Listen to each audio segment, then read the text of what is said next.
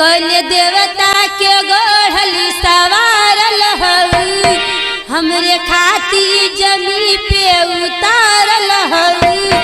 नाही मनबूत जाइब पागल खाना ये जाना बाल ऐसन खजाना तो हर जोरा न दूसरी जमाना ये जाना बाल ऐसन जमाना।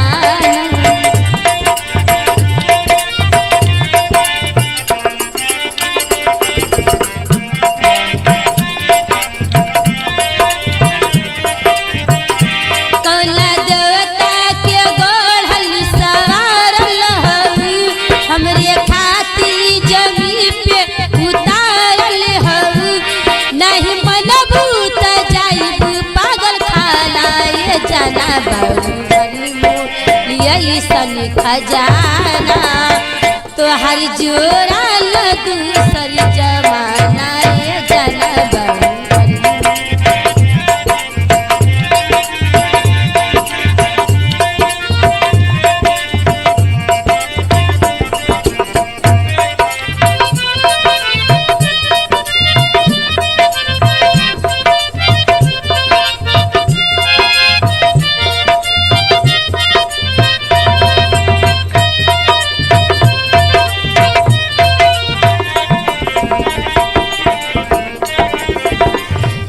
जब डेगिया पन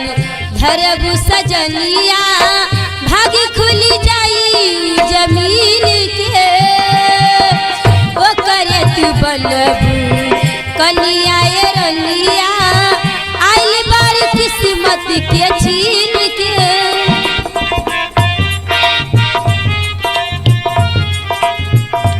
जहाँ जहाँ डेगिया पन धरब सजनिया भागी खुल जाई जमीन के ओ करे तू बनबू कनिया रलिया आइल बारी किस्मत के छीन के तो हरी नहिया के नहिया से नाता जुड़ल दिल के रफ्तारी हद से भी आगे बढ़ल नहीं मनबू त जाइब पागल खाना ये जाना बाई ऐसन खजाना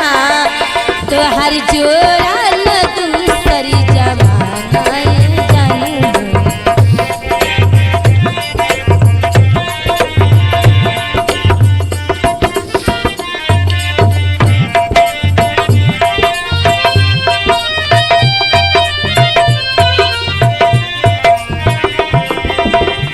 कला देवता के गोढ़ल सवारल हऊ